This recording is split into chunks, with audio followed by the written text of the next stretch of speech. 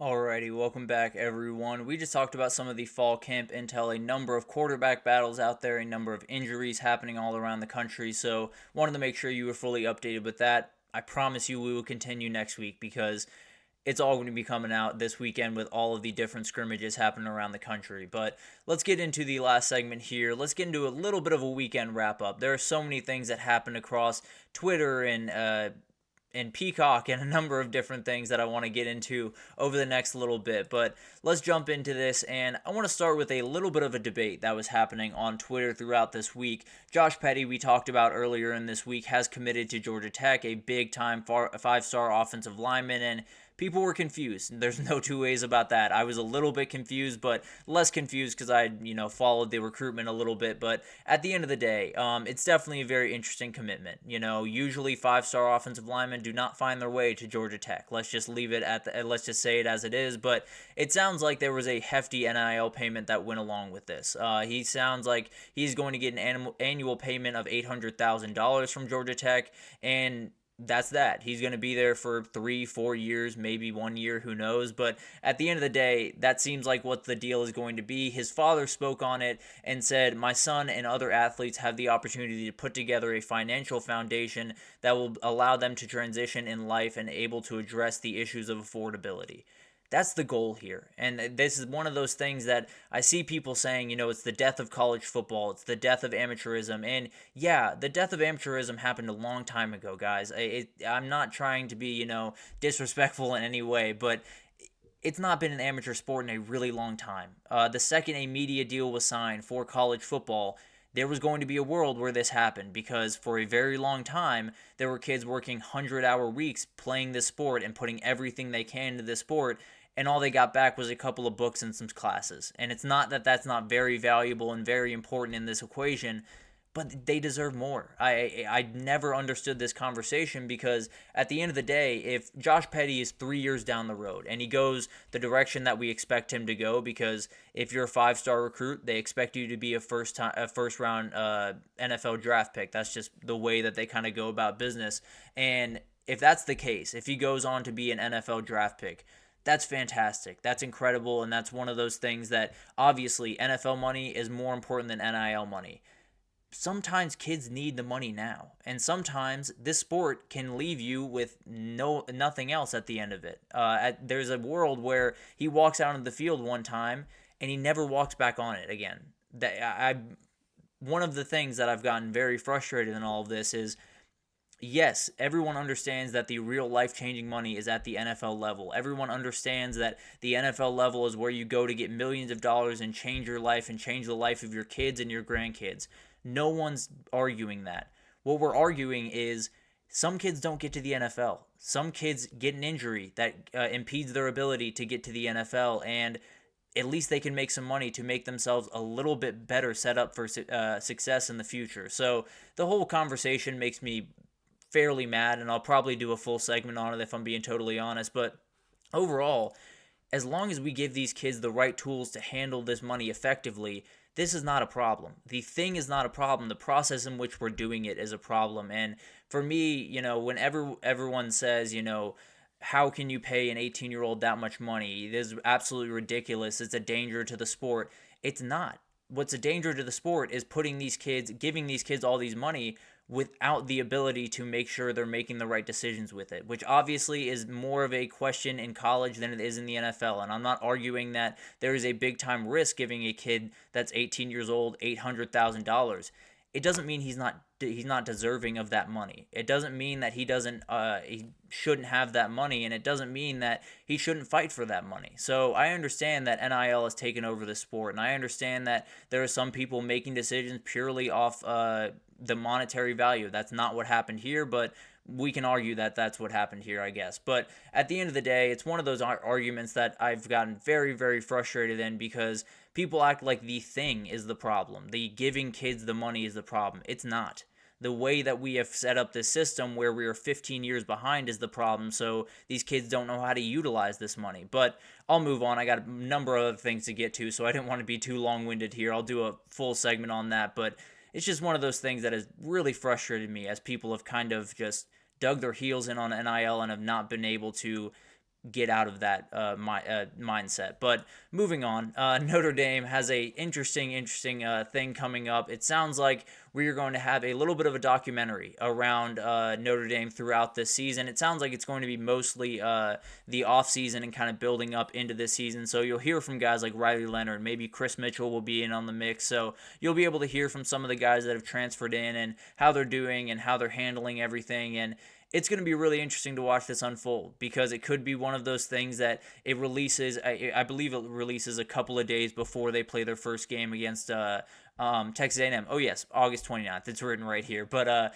definitely will be a very interesting thing to watch. But it's going to be one of those things that I'd love to see a peek behind the curtain of Notre Dame. Frankly, I think it's going to be a lot of how cool is Notre Dame, but at the end of the day, I do think it'll be really cool to hear from a lot of these kids, especially the ones that transferred in, to just get an idea of how that program is moving, get an idea of how, everything is going on and how Marcus Freeman is working out over there in Notre Dame. So it'll be an interesting thing to watch at the very, very least, for sure. But moving on, I want to talk about the good part of NIL here for a second. I don't want to talk down on NIL like it's a bad thing here for a second.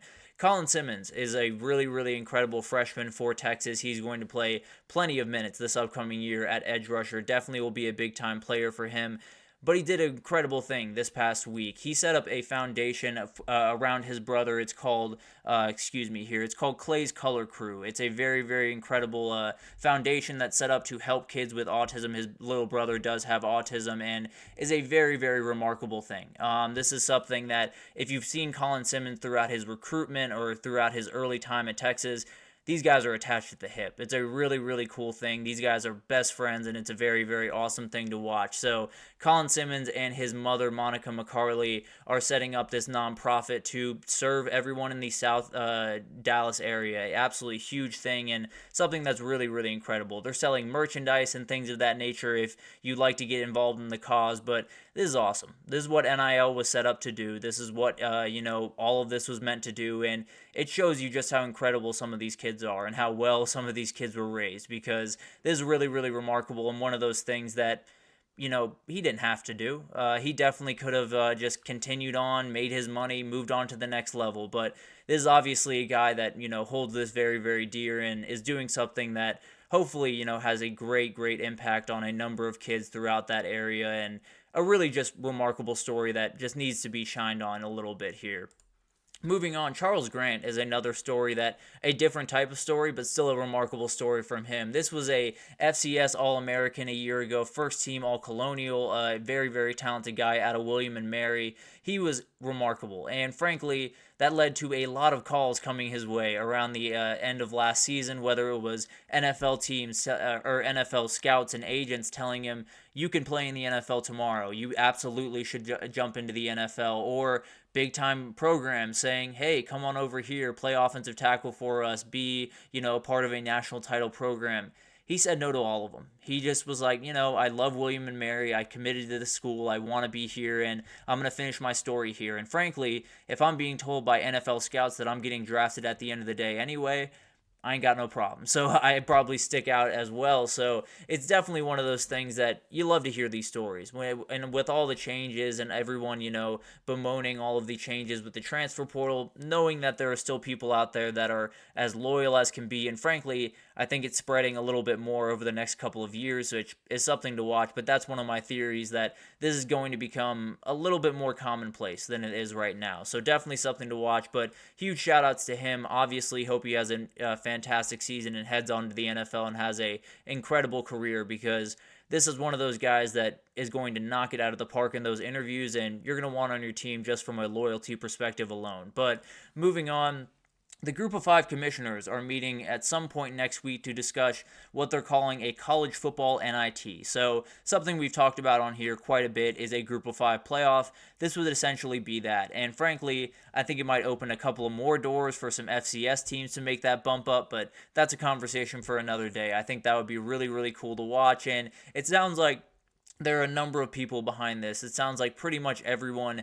is around this idea that the CFP is incredible. It's a very fun thing, but at the end of the day, we're not really in it. we get a fun little consolation bid every single year. We'll get the 12 seed and we'll get railroaded by a team like Texas or Oregon or Alabama. So I don't think they're necessarily too keen on that idea, if I'm being totally honest, even with the payout that they could possibly get. It sounds like the Mountain West Commissioner, Gloria Nevarez, is the person that's kind of leading this charge and trying to get this over the finish line. So it'll be interesting to watch. They're going to meet in Dallas sometime next week, and I think this could become reality pretty quickly here. So definitely will be something to watch, and something at this point in the iteration of college football that is broken every which way.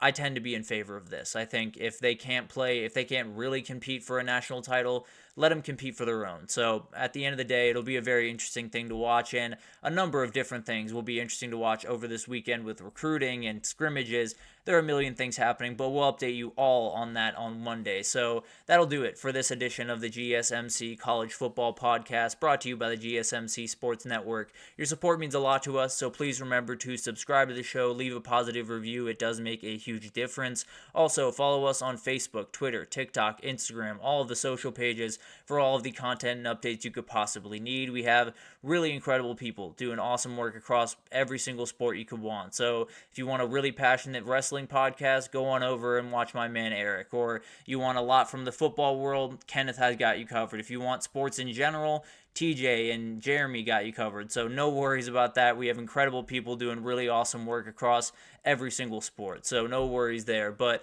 thank you once again for listening, and I will see you guys on Monday.